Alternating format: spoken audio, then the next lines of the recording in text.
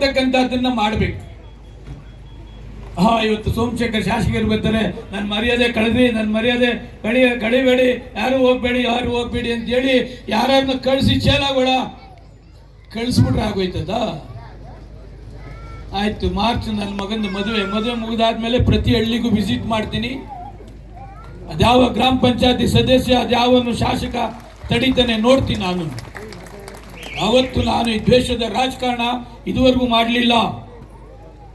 ದ್ವೇಷದ ಭಾಷಣ ಯಾವತ್ತೂ ಕೂಡ ಮಾಡಲಿಲ್ಲ. ಅಧಿಕಾರಿಗಳೆಲ್ಲರನ್ನೂ ಕೂಡ ಇವತ್ತು 3-4 ಮೀಟಿಂಗ್ ನಾನೇ ರಿಕ್ವೆಸ್ಟ್ ಮಾಡ್ಕೊಂಡಿದ್ದೇನೆ. ಬರೀ ಇದೊಂದೇ ಪಂಚಾಯತಿಯಲ್ಲಿ ಎಲ್ಲ ಪಂಚಾಯತಿಗೂ ಮಾಡಬೇಕು ಅಂತಕ್ಕಂಥದ್ದು. ಸರ್ಕಾರದಿಂದ ಅನುದಾನ ತರ್ತಕ್ಕಂಥ ಕೆಲಸ ಕೂಡ ಮಾಡ್ತೇವೆ.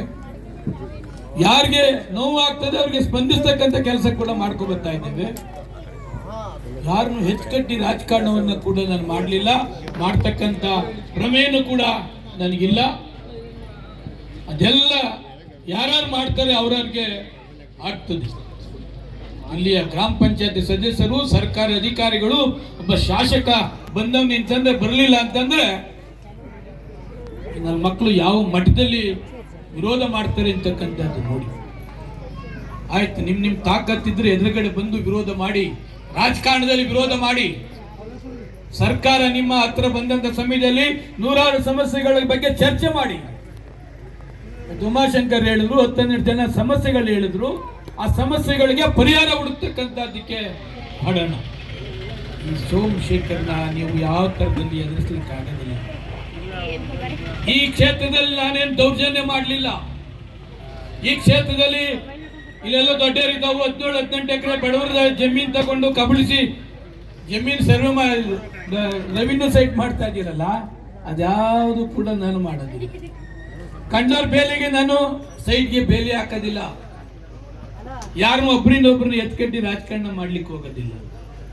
ನಮ್ಮ ತಂದೆ ತಾಯಿ ಪುಣ್ಯ ಈ ಕ್ಷೇತ್ರದಲ್ಲಿ ಇದ್ದಾರೆ. 4 ಸಲ ಗೆಲ್ಸಿದ್ದೀರಿ.